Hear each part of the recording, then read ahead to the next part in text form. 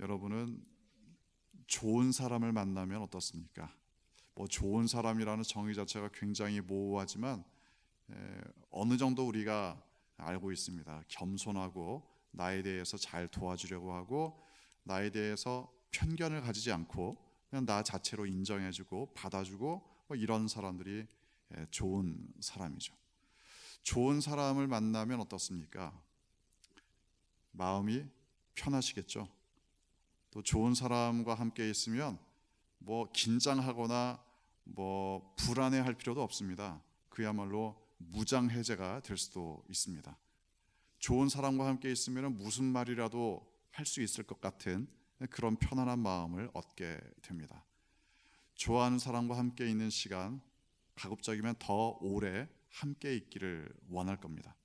그래서 참 좋은 사람들을 만나는 것이 우리의 인생에서 큰 축복 중에 하나입니다. 좋은 부모님, 좋은 선생님, 또 좋은 친구, 좋은 성도, 또 좋은 목회자.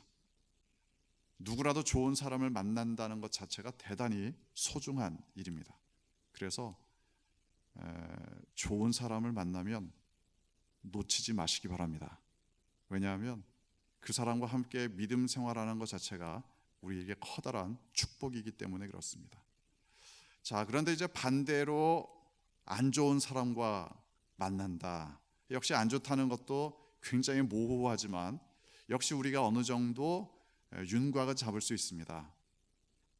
뭔가 나에 대해서 자꾸만 헐뜯으려고 하고 나에 대해서 뭔가 경쟁 상대로 여긴다든가 나에 대해서 피해의식을 가지고 있다든가 아니면 그 사람이 무슨 생각을 하고 있는지 도저히 알 수가 없다. 여러 가지 의미에서 안 좋은 사람도 있을 수 있는데 아무튼 안 좋은 사람과 함께 있으면 또 특징이 분명합니다. 마음이 불편합니다. 함께 있는 것 자체가 굉장히 피곤한 일입니다.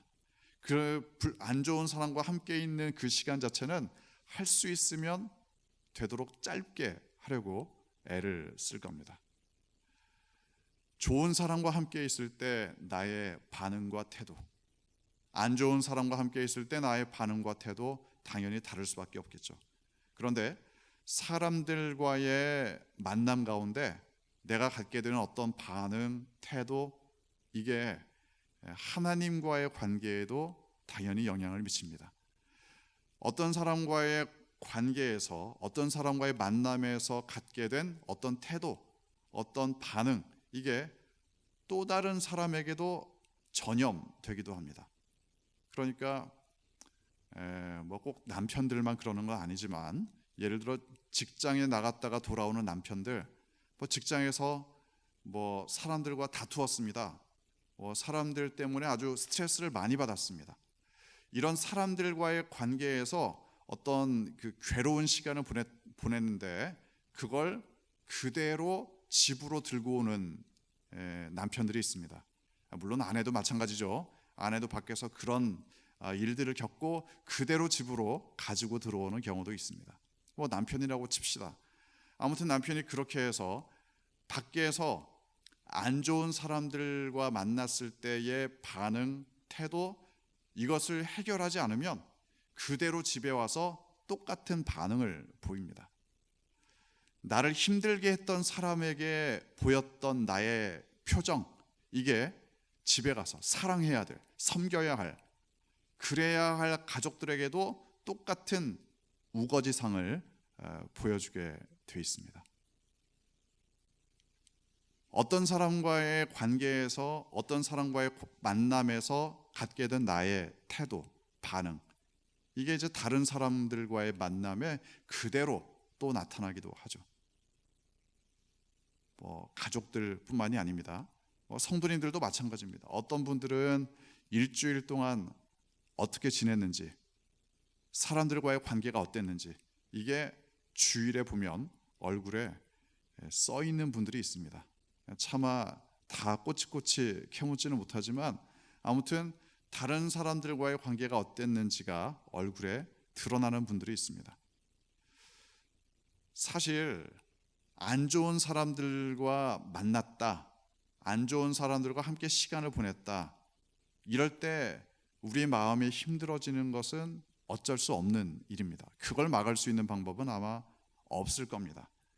그런데 그걸 과연 어떻게 해결하느냐, 어떻게 넘어가느냐, 이게 우리의 영성에 대단히 중요한 영향을 끼칩니다.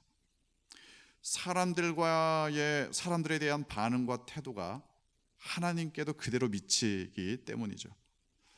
자, 일단 오늘 시편 저자는 사람들과의 만남에서 어려움을 겪습니다. 10절 보면 교만한 사람들을 만났죠. 교만한 사람들이 말하는 것을 들었습니다. 그러니까 그런 사람들과 함께 있다는 것은 굉장히 피곤하겠죠. 예를 들어 나는 굉장히 경제적으로 가난한데 자신이 가진 부를 자랑하는 사람, 교만하게 자랑하는 사람, 그래서 그렇게 말하는 상대방을 배려하지 않고 그렇게 말하는 사람과 함께 시간을 보낸다. 그러면 혹시 어쩔 수 없이 웃게 되더라도 그게 이제 웃는 게 아닙니다. 그런 식으로 뭔가 불편한 사람, 교만한 사람, 이 사람들을 이 시편 저자가 만납니다. 얼마나 힘들겠습니까? 괴롭습니다. 식사를 한 이후라면 넘어오려고 하는 그런 정도가 될 수도 있습니다. 뭔가 안 좋은 사람과의 만남 자체는 우리를 굉장히 힘들게 만들 수 있다. 이 사실 자체가 바뀌는 건 아닙니다.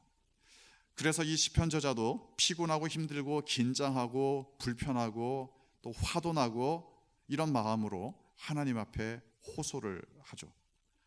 교만한 사람들을 만났을 때 얼마나 힘들었는지를 하나님께 아릅니다. 그리고 중요한 건 교만한 사람들은 결국 일을 저지르게 되어 있습니다. 기회가 주어지면 그 교만한 마음으로 뭔가를 터뜨리는 것이 교만한 사람들의 특징입니다. 11절 보면 우리가 걸어가는 것을 그들이 애워싸서 노려보고 땅에 엎드러뜨리려고 한다. 상징적으로 볼 수도 있고 실제로 이런 일들을 연상할 수도 있을 겁니다. 그런가 하면 12절 말씀을 보면 그는 교만한 사람들은 그 움킨 것을 찢으려 하고 하는 사자 같다. 사자가 먹잇감을 물었다면 거의 끝장난 거죠. 움킨 것을 찢으려고 하는 사자처럼 아주 강력하게 나를 공격한다. 또 은밀한 곳에 엎드린 젊은 사자 같으니이다. 나의 은밀한 곳에 있다가 공격을 한다면 나의 약점을 노린다는 거죠. 내가 방심한 틈을 노린다는 겁니다.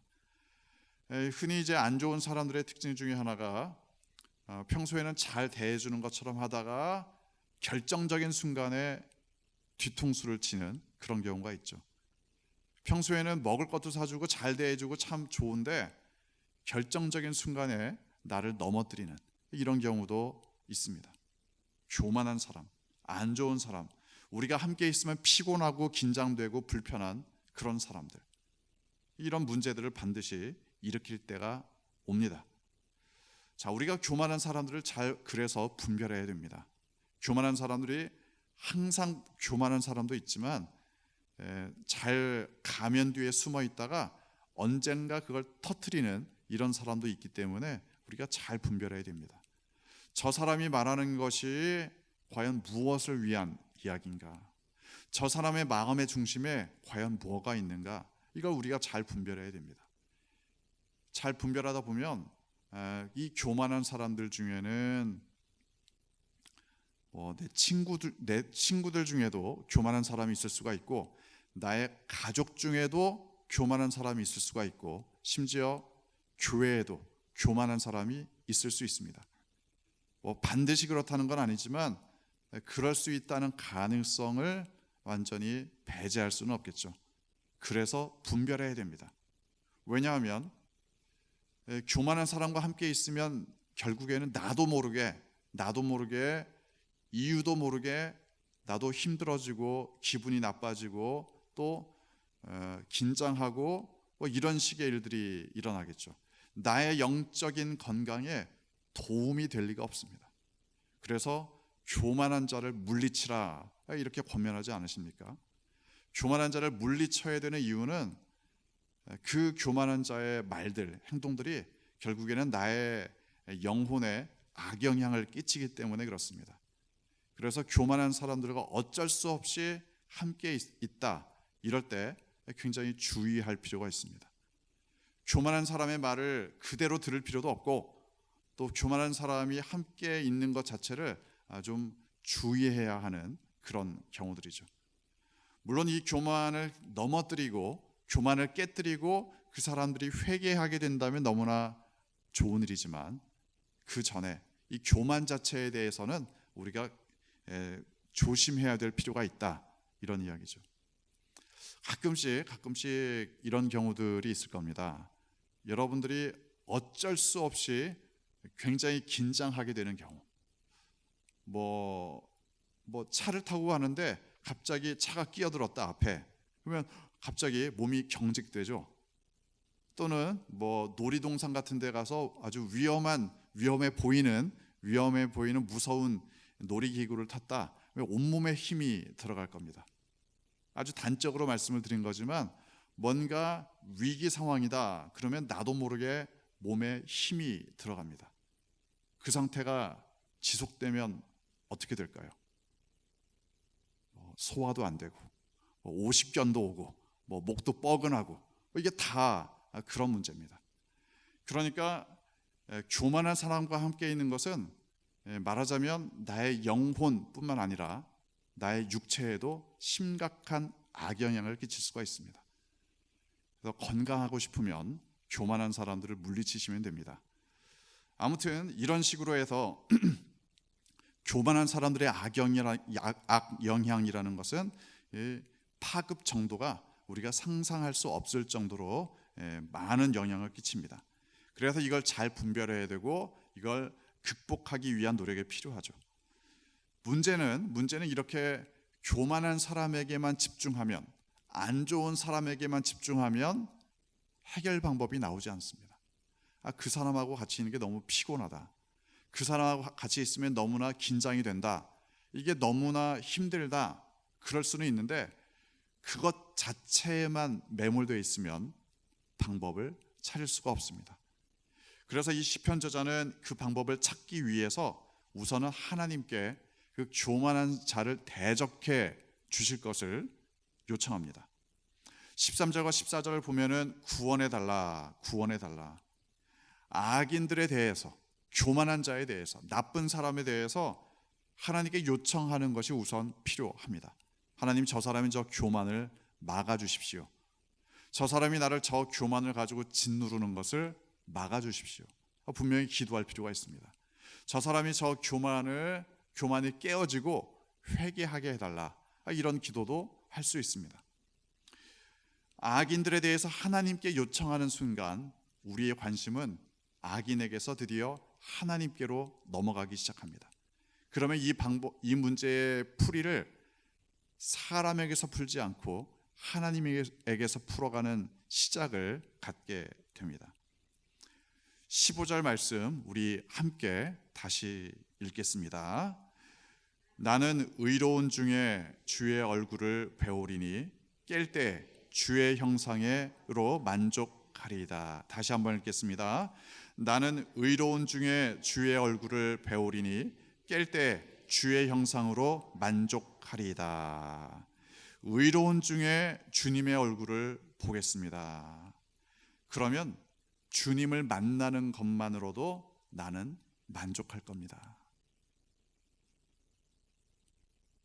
교만한 사람과 함께 있는 것 자체가 우리의 영혼에 악영향을 끼치는 것처럼 하나님과 함께 있는 것 자체가 우리의 영혼에 당연히 건강을 가져옵니다.